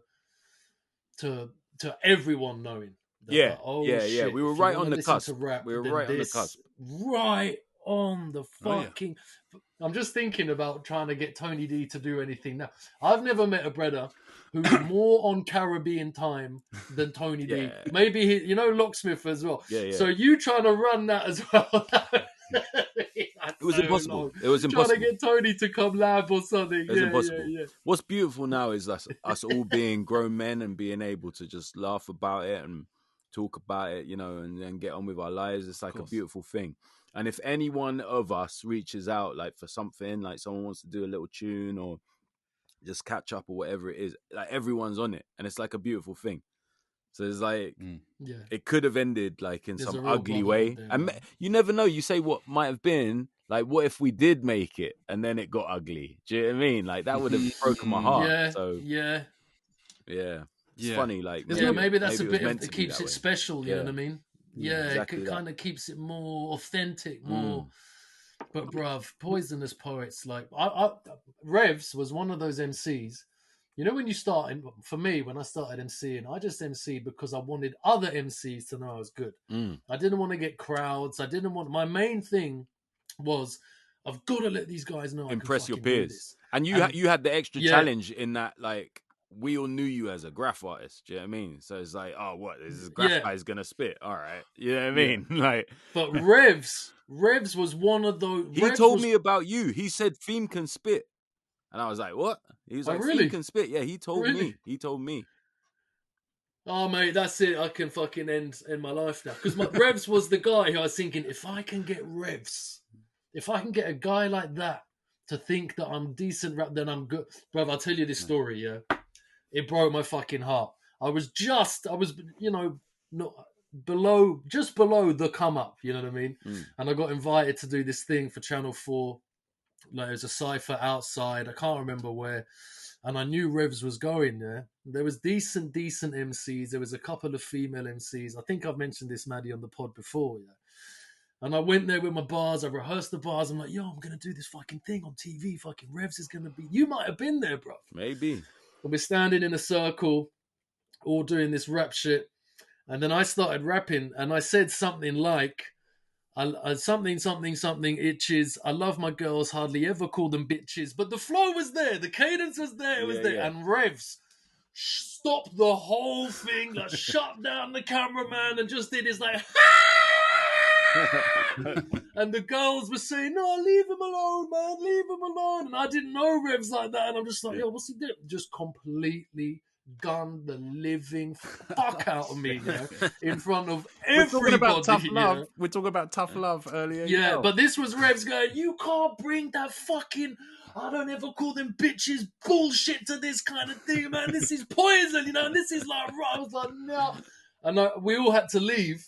Damn. And I had to stay behind because I was so embarrassed, yeah. And, you know, Loki was definitely there. I think Therapist was there. And I saw them. I waited for them to all bowl down the street. I could just see these Averex jackets disappearing and disappearing slightly down the street. While I stood there on my J's next to, like, I don't know, the cameraman might have still been there just thinking, I can't even bowl down the street anywhere near them. That's funny, man. I can't even be seen next to them. I was so upset. So upset. The AV days, bro. We were AV up. You were AV up. Revs had that big red, the big extra large AV. That was stand out extra more. You know what I mean? With the red, man, killer. Well, that's a good segue into your song theme. Oh yeah. So mate, I started this new job. Yeah. Which I don't want to do. I shouldn't really talk about it because I've been fired for jobs for fucking social media before. Be careful, man. Be careful. I don't want to. You know, I want to do something creative. I'm trying to do bits and bobs, but I've got to pay the bills, of course. So I fucking landed this job. It's quite a senior role. It's in Canary Wharf. I'm like holding like a waterproof briefcase with my fucking Apple Mac in it and shit. I have to do all this. It's all this trendy new shit where you can work in the back of the hack. Your own desk. Yeah. Anyway, I'm fucking thinking, like day 2, I'm locking myself in the bog having a bit of a vape. Yeah, thinking, fucking hell, is this what I'm? But I'm 42 now. I'm thinking about kids. I'm thinking about child maintenance. I'm thinking about all the shit I got to do. Yeah, and I'm I'm not enjoying it going from fucking Acton to Canary Wharf back to Bush, wherever, whichever is, man, it's killer, bro. It's killer. I was self-employed before as a painter, so it's even worse going back to having a boss and rare. And there's this building's called. Oh, okay, It's like a I know it. massive- Yeah. Yeah, it's got like snooker in it and like pool. It's got like a Santa Cruz skateboard. Yeah, stuck to the wall. Yeah, you know what I mean? Workspace. Yeah. I go in the toilet, shut the door, I'm thinking, bro, am I going to have my notice in now? If I do it before a month's up, I've got no notice to give. But then the parent side of me is like, what the fuck you talking about? And then I'm like, no, I've got to do comedy. I've got to do that. What the fuck? In this mad zone. Shut myself in the toilet, and this tune comes on the speaker. And I was just like, man. Go. What was the tune? You've got to forget. Yeah, you've got to forget things sometimes. And you just got to live by the name of this tune, man. What's the tune? So Maddie played a Broad Club with it. Having a squeeze, sitting there having a little vape. You're not allowed to vape in there, man. Fuck it. Lock the door. The original beatboxer. Yeah. McFerrin, man. Incredible artist, man. Do you remember? Because he sort of completely fell off a cliff, didn't he? Disappeared, Bobby. And I remember seeing an episode of The Simpsons where it's just like a random little scene where Homer's driving in the car and you hear the cheesy DJ radio hosts, it's like morning radio. But at first you just hear a song and it's like, whoo, coo, whoo, coo, coo, coo, whoo. And then it cuts to the DJs and they're like, that's the new one from Bobby McFerrin. I'm worried, need money. Oh man. I'm worried, my need brother, money. My brother, who produces this podcast, who helps us out, he also does Alexi Sales podcast. He fucking loves Bobby McFerrin, man. He sent me so much stuff. He's still doing his thing, man. He's still smashing it, man. Love it. Yeah, and he does all the beatboxing and man. like crazy fucking things. But when you told me you were gonna play this tune, this lyric came into my head. I've snipped it out. It's from a Public Enemy tune. If you check, don't worry, be happy. Was a #1 jam. Damn if I said you can slap me right here. Because don't worry, be happy. Was a #1 jam, but you'll never hear me saying that because there was a time when that tune came out in the 80s. Obviously, it was a big time with the black struggle and people, obviously, and it felt like groups a like Public Enemy and all this. And it was like, like a black guy on TV going, yeah, don't worry, just be happy. And he's like, nah, man, there ain't nothing to be happy about. That was happening like, all the time. To be happy about. Don't you remember, Arrested Development, PM Dawn? It was like there was always a backlash, man. And it's kind of healthy. And that's what we were saying at the start of the show. Like, I don't think it would happen now. People wouldn't go, that's fucking whack. That doesn't represent our art form. That's whack. I'll say it on a track on my album. Do you know what I mean? They won't say it anymore. They'll just like coexist. Yeah, it's great. I'll do a song with him, sure. Because it's all about numbers. Inclusive. And you know what? That brings up another thing that I've always thought that I wanted to bring up on the podcast. Yeah. And today being March 9th, the greatest rapper alive died on March 9th. The greatest rapper of all time died on March 9th. God rest his soul, rest in peace, kid. It's because of him now I really know what beef is. That's not how I would call this. See, this is something different. Faggot nigga, you gotta get it. Just don't listen. That was so hard. Cannabis, so man. ill. Holy shit, but that was good. I've the had, only good thing he ever done, I think. Go on. No, he's done a few dope things, man, Cannabis. But then anyway, he's fucking. But Biggie, I always kind of have chats with people. I'm like, what would he be doing now if he hadn't passed away? I reckon he'd be doing fucking duets with Justin Bieber. Fucking, if you look at Eminem, look at Eminem. Yeah, Did you ever think like Eminem used to? Do you remember when he used to like just diss everybody, especially like R&B singers, Jennifer Lopez, like, and Britney Spears, Christina Aguilera, boy, girl, Goose, make me sick. Now like you hear an Eminem tune, you're expecting them to have like some shit fucking pop singer on the chorus. Like it's just standard. Exactly. So that's what I'm saying. So I argue that he was already kind of on his way, wasn't he? Of course he was, man. Yeah, That's the yeah, thing. yeah. He had Yeah, that was, song with man. R. Kelly. Remember that R. Kelly song? It always made me laugh. It was on. I think it was on Whoa. Born Again, and the end of it, if you listen as it's fading out, when R. Kelly's doing the ad libs, he goes, "B.I.G. Bring that ass to me." No.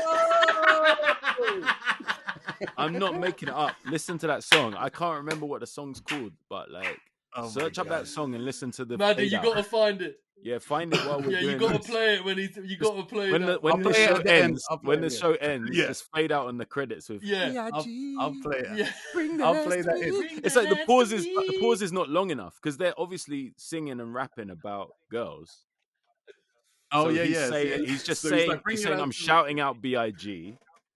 and then he's saying like Mm. and any girls out there. Either way, it's Bring the creepy girls because it's in, R. Kelly, yeah. but it's just funny that there's not Yeah, really a pause, yeah. so it just sounds like he's saying to Biggie at the end, you know, give me some of that Marcellus Wallace. Let's go.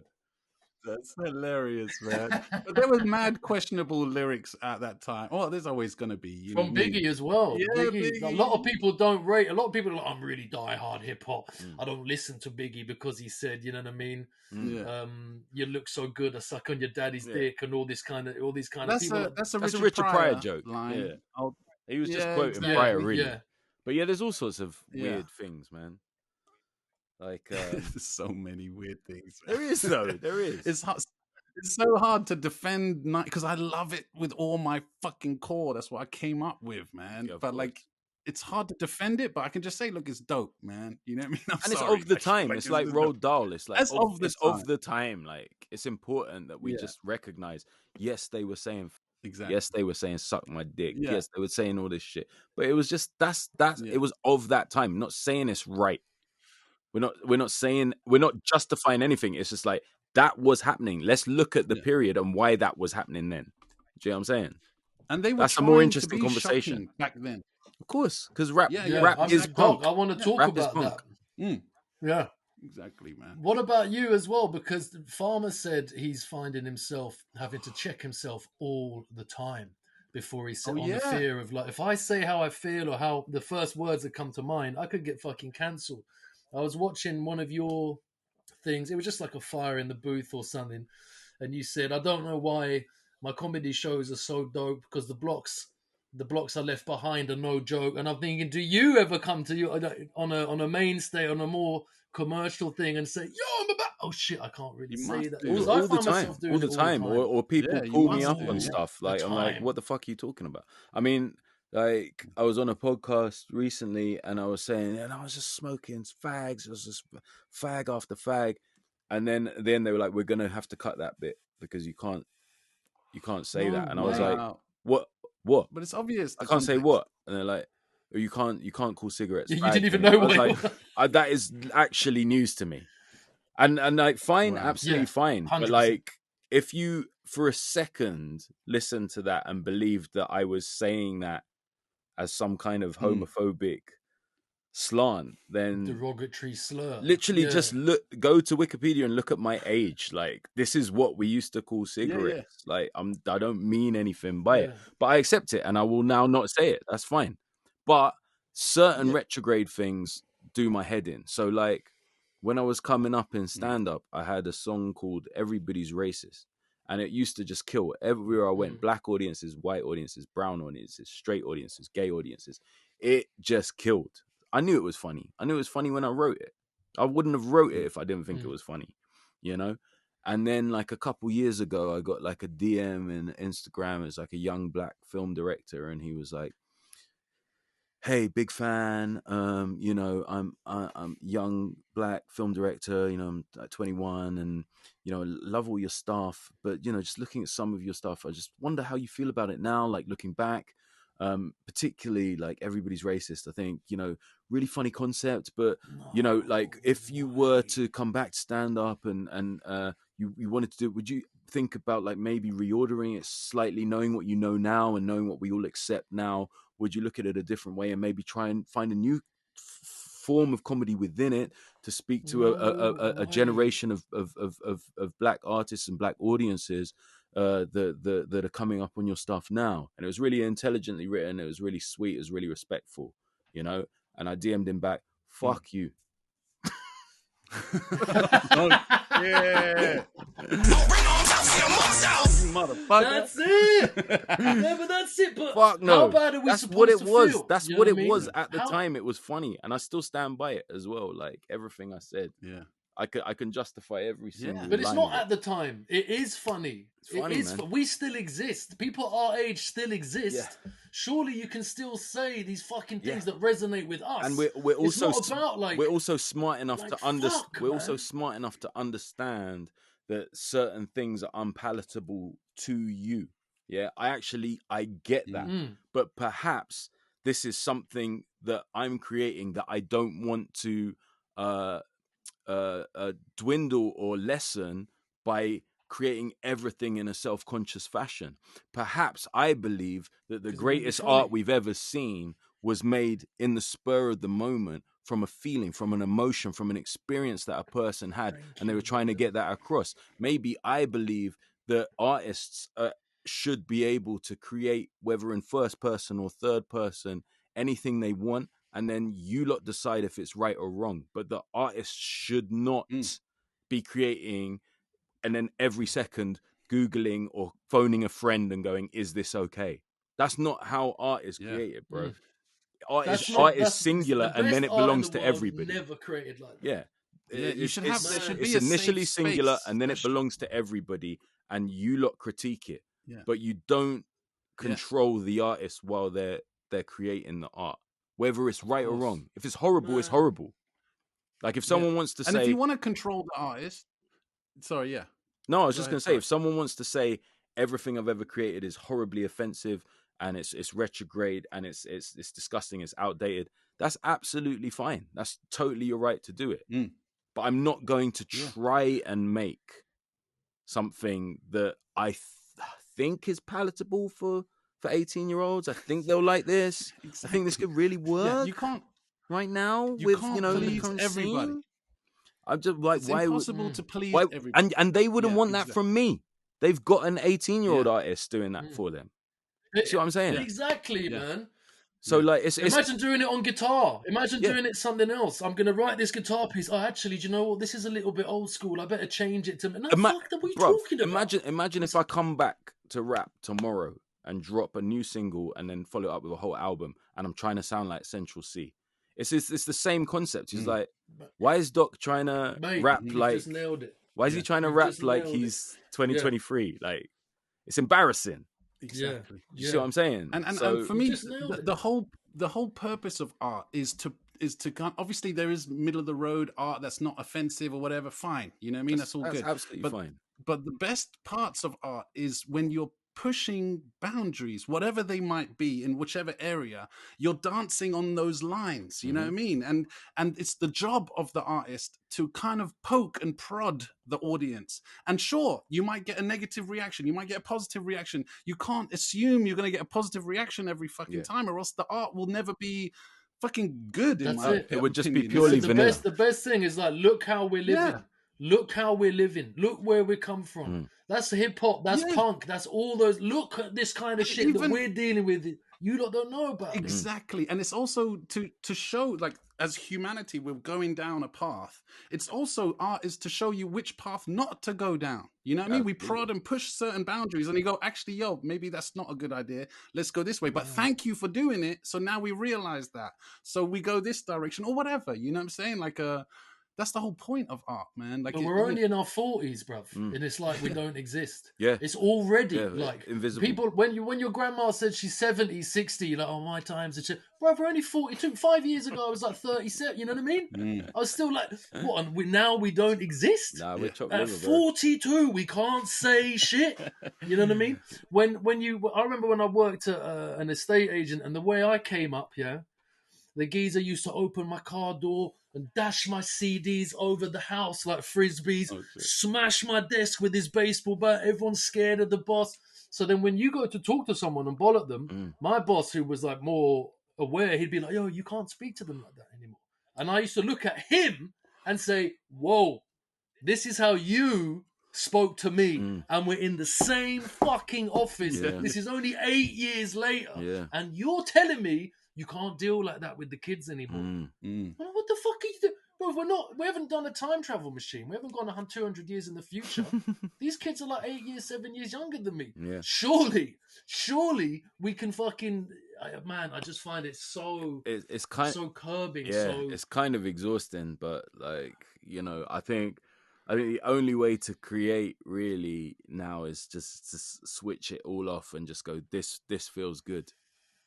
And if, you know, if the whole world reacts negatively to it, then okay, fine, maybe I got it wrong that time. But I don't think you can create purely reactively, like worrying about the audience the whole time. I don't think it's possible to create anything that's real to you. I mean, then your creativity is being dictated. Yeah, you know even it's not creative. Even theme, like we discussed this on the first episode, because we, you know, I brought up the point that once because we were saying how in Arm's house we want to be a bit more raggo, you know, we don't want to pussyfoot around stuff or whatever.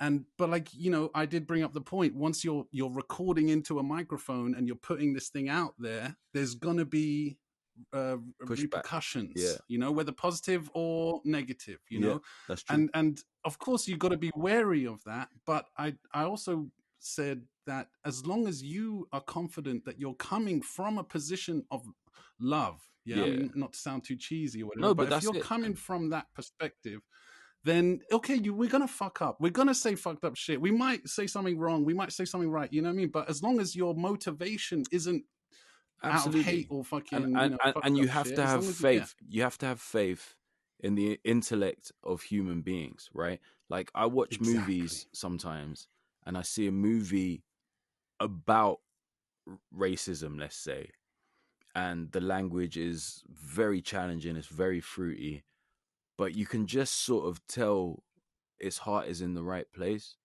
and you know what it's trying to say, you know what it's trying to do. Whether the movie's good or bad is kind of irrelevant. It's like I get what they're trying to do. I can understand it. Then I watch other movies that maybe aren't even about racism or sexism, let's say, and you watch it and you think, this director or this writer, they're a wrong'un, man. I can just tell. I'm reading between the lines, and the way they represent the female characters on it, or the way they treat the black characters on it, it's like there's films that are about racism or sexism, and then there's films that aren't, but the film itself is racist. The film itself is sexist. And it's because of the people behind the scenes. Do you know what I'm saying? And we just get massively lost in just what we see on the screen. It's like, oh, he said this word, she shouldn't be naked in this scene. We get angry about like these really base levels of a film or a piece of art, whereas we should let our intellect take charge and go, what am I feeling? What's this making me feel, really? This, I feel something bookies going on here. Like I feel like these guys are wrong'uns, and follow your instinct. Same way as if you see something, you think, okay, there's a racist character in this, but it doesn't mean the movie's racist. Do you know what I'm saying? No, yeah, exactly. Like Spike Lee movie, you know, there's that, I think 24 hours or 20, what's it called? Summer of Sam. Something like that. Where there's that bit with the guy and he's just saying racial slurs. Or even in Do the Right Thing, where there's just a whole section, a whole scene with all the Italian guy just like saying like racial slurs against black people. Then it cuts to the black guy and he's saying racial slurs against Italians. And it's like proper shocking when you just cut out that one little bit, but it's a fucking significant part of the film. You know what I mean? And it's to kind of put that shit on Front Street, man, so that we do react to it and fucking work that shit out. That's part of this art that we're talking about. And this shit will get lost in the cancel culture thing that we're talking about. It's already happening. Even though it's already happening. Yeah, exactly. And the thing is, like, going back to your point when you said they had to cut that bit out of the podcast because you said you were smoking a fag, I don't think it was even they were worried about the homophobic slur. I think they were probably just worried that word triggers people. Yeah. Hence, we have to cut it out. It's not about they might think you're homophobic. I don't think you can. That makes me more mad. Yeah, that's what I'm saying. It's even worse. Yeah. You know what I'm saying? It's like, you can't. People are going to get triggered. You know what I mean? And it takes it takes hearing something enough times to not be triggered by it. after a while. If you protect everyone from it, like if you mollycoddle, is that the word? Mollycoddle your kid from everything. By the time he's an adult, he's going to be fucked, He's fucking moist. Yeah. You're fucking moist, son. What's the matter with you? Yeah. But listen, talking about questionable lyrics and everything, we got another song that Doc Brown wanted to listen to, by Keith Murray. I like this. It's actually by LL Cool J featuring Keith Murray. Is, yes. I've always wondered about this Keith Murray verse. I mean, that was it. Sorry. Check it out. Yeah, let's have a quick listen. It's the first verse is Keith Murray. Yeah, it's the I Shot Your remix by LL Cool J. It's got a whole bunch of people on it. Prodigy and I can't even remember everyone. Prodigy's verse the first is so verse. hard. Oh, man. Okay, you know what? Let me play this. I'm going to run quickly, get a drink. All right, I Shot Your remix. Yeah. L.O.G. Keith Murray. That's wrong. Mr. Smith. You want to hit? Give me an hour plus a pen in the bag. Yeah. I'm here to make $1 out of 15 cents and let my balls hang like I'm on a toilet taking a shit. My style is all that and the big bag of chips with the dip. Fuck all that sensuous shit. I represent intellectual violence and leave your clique holier than the 10 Commandments. Like Red Man, I shift with the rock. If your if was a spliff, we'd be all fucked up. No need to act so easy, son, I get busy. Scuff my tips on the boulevard of many rough cities. I left the norm and bait ya. I love to hate ya, cause you's a freak by nature. Can't wait to face ya, mutilate ya. Drink your style down straight with no chaser. My verbal comebacks like a mini Mac to your back. As soon as one of you niggas try to overreact. The LOD love good confrontation of vamp. Break your concentration, murder your camp. For the jealous, overzealous, we fellas blow the spot like Bradford Marcellus. Niggas coming through and acting wild. Y'all commercial niggas better have a coke in the smile. I conversate with many men, trying to begin again. Forgot what I'll let Prodigy play. Illuminati want my mind, soul, and my body. Secret society, trying to keep their eye on me. But I'ma stay incognito in places they can't find me. Make my moves strategically to G.O.D. It's sort of similar but iller than a chess player. I use my thinker, it coincides with my blinker. Why you wonder what we're saying on the record's real? Yeah, you motherfucking right, kid, you know the deal. My mob is infamous, it's like the fucking title read. You get back slapped so hard, make your nose bleed. So kids feeling guilty about to you first, baby girl, just face it. But anyway, back on the real side of things, my niggas sling cracks and wear fat diamond rings. Not only is it inside the songs that we sing, everything's real, not just a song that we sing. From my life to the paper, very accurately. Give you all of my two, so maybe you could three. Prodigy with forever SHINE. My shit attract millions like the moon attract the sea. How dare you ever in your life walk past me without acknowledging this man as Now who the fuck you think you talking to? I pay dues, I spray crews, look up Joey Crack. Motherfuckers be like, it's bad news. Yeah, no, it's an amazing song, actually. It's just my issue, I think, was always with why is Keith Murray on it? Like, he sounds like a goose. Oh, you don't like Keith, no? Keith Murray, I just never understood. The most beautifulest thing in this world. Yeah, that was a tune. He had a couple tunes. Yeah. But like, what? Like the balls to open that song. You got LL Cool J in the studio, Fat Joe, Prodigy. Yeah. Do you know what I mean? P. And you think the best way to open that song is, I'm here to make $1 out of 15 cents and let my balls hang like they're on the toilet taking a shit. Taking a shit. All right, fair enough. So, okay, you just, first off, you're just not going to rhyme. Okay, fine. Yeah. You're not going to fit the second line into the second half of the bar. I like, it's ballsy. And you're going to sound like a goose. This is a lot to put in front of the so-called. But they put him on the front. They put him on the. They could have changed his position. I know. You know I'm fascinated to know what the meeting was, and like when they heard that opening line, like how they are, they're all there like listening, and then he drops that opener, and they're like just pretending it's fine. All of them like, that's a sketch there. We could do a sketch. Was Prodigy genuinely feeling the line? Maybe Prodigy was, because Prodigy often doesn't rhyme as well, but he gets away with it. If you listen to a lot of Prodigy, Yeah, which because I he's do, got the style. he doesn't He's really got- rhyme that yeah, much. me too. Like, he just says stuff and it's fine. Like, I don't think Keith I Murray. have a theory. I have a theory for that, for this verse.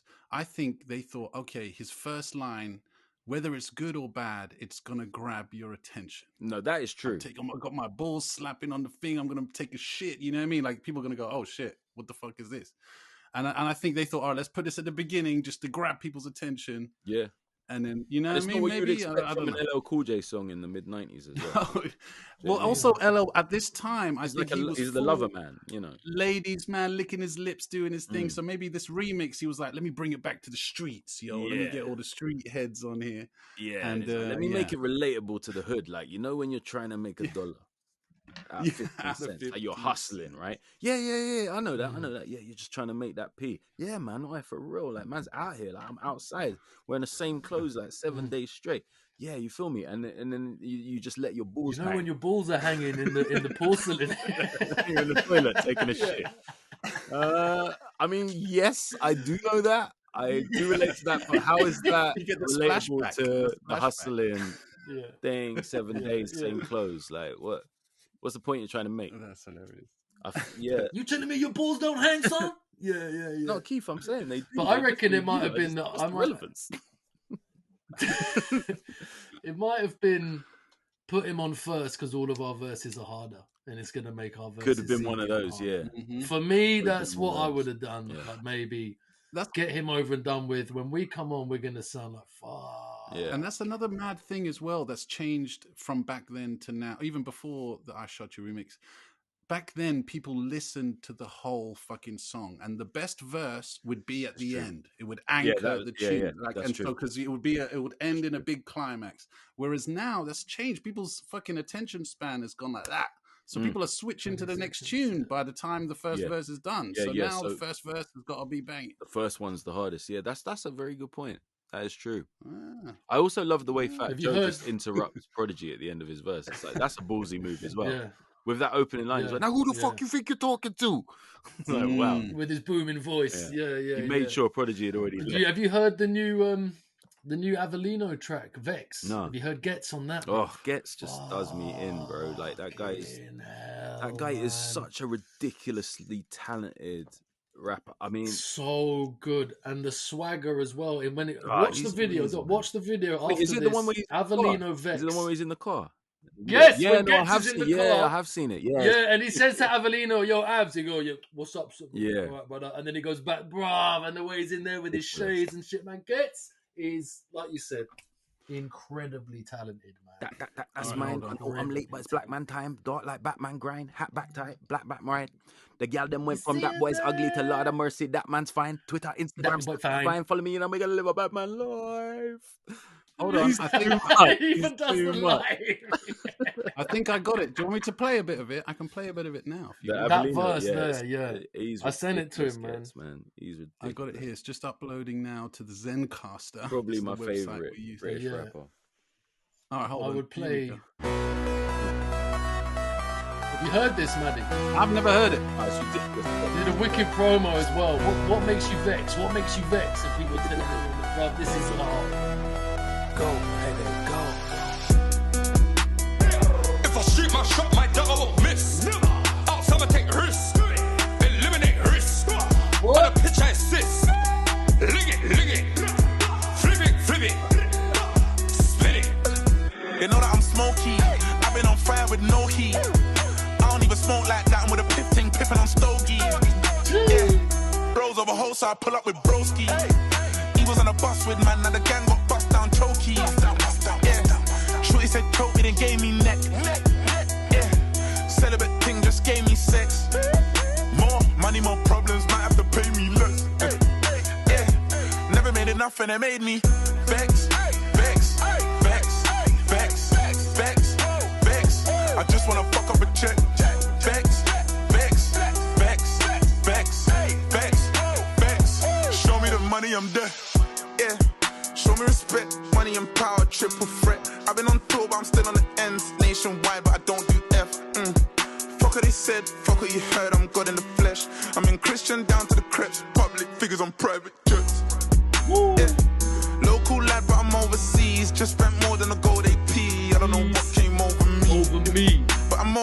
pipe, still roll deep when I roll with the guys. We was trapping at Katie Price, saw for a pair of Jordan, but yeah. They know that I'm smoky. I've been on fire with no heat. I don't even smoke like that. I'm with a pipping on stogie. Yeah. Bros over hoes, so I pull up with broski. He was on a bus with man, now the gang got bust down chokey. Yeah. Shorty said choke me, then gave me neck. Yeah. Celibate thing just gave me sex. More money, more problems, might have to pay me less. Yeah. Never made enough and it made me vex. Angry, cross and miserable. I know that I can be difficult. I went various schools, but that's not why I've got principles.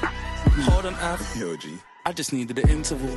More money, more problems, but I wouldn't want your problems, cause the real minuscule. Man don't know about anger till they've had a family member killed by cancer. Man don't know about vex till they got innocent members doing a stretch. Man don't know about rainfall until there's a drought and you ain't got a neighbor. Man don't know about indie, cause them boy they're always at the label. I told them years, months, weeks, days, I was in advance. Please, I do not want my flowers in a vase. And a bad boy whip at 15, couldn't even parallel park, no license. I ain't even had a girl ask. If I shoot my shot, my dog I won't miss. Outside I take risks, eliminate risks. On a pitch I assist. Ling it, flip it, spin it. They know that I'm smoky. I've been on fire with no heat. Yeah, it's fucking nice, man. Fucking nice, man. It's so fucking good, nice. And the way he comes in when he's sitting in the whip and shit. He's just got, you know, he just uses just the right amount of humor, like all the time. And he never That's what I like, his humor. Any of the hardness, like he's just fucking sick, man. Yeah, Gets is the best. The voice. Him and P Money, they're probably my two absolute tops. Was the first guy Avellino, the guy rapping at the beginning? Yeah. Because he had the style, more modern style. Well, they both got modern style, but like it was very ad-lib heavy. Yeah. You know, even Farmer G brought that up. He said a lot of the rap is about the gaps now. It's not even about just rapping the whole time. You know, it's about leaving gaps and then going, who, ha, ra, ra. You know, it's all about the ad-libs now. I reckon you know, that's Giggs is the king of gaps, I would say. Yeah, but Giggs didn't. Giggs sometimes will leave like thing. a half a bar of just nothing. And then come back in. Yeah. Love it. And he'll do that thing when he's doing mad slow, and then he'll switch back into the old gets, and it'll be like, and you're like, holy shit! Every style, every style, sick. Like Doc, you pressed for time because we got another song to listen to. I don't know. We've been chatting shit for almost 2 hours now. I know. What are you going to cut this down to? What is it, an hour? To be honest, we don't have a set time. I tried to keep it hour and a half. No one's going to listen to this shit. Now you'd be surprised, man. You'd be surprised. You'd be surprised. But listen, 2 parts. What you've got to do is what everyone does now. His brother's called Talal. And we finished the podcast with Talal, because there's like there was an obvious family feud. Maddie being the older brother, we had Talal on, and you can see like from when they were growing up, when Maddie wants to say something over, he's like Talal, and that's how the oncoming joke came. And now everyone says. So you can see here my name on Zencaster is Talal. Yeah.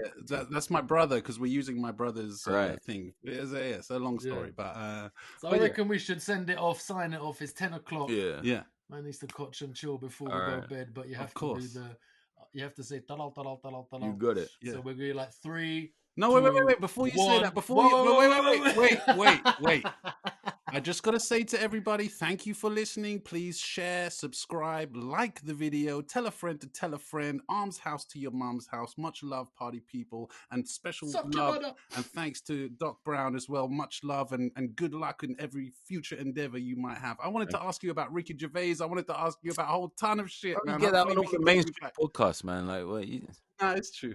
Yeah, this was. I wanted to get grimy. How did you get into comedy? I heard he's a bit of a dick. You know what I mean? I heard he's a bit of a dick. I just wanted to know a little bit more inside information. Anyway, it's all good, man. So yeah, Theme, you want to count us down? Yeah, so we're counting now. Arms house to your mum's house. 3, 2, 1. Bring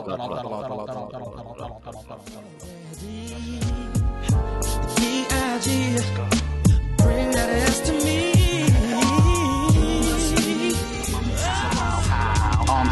Your mum's, to your mum's, to your mum's, arms house, to your mum's house, arms house, to your mum's, to your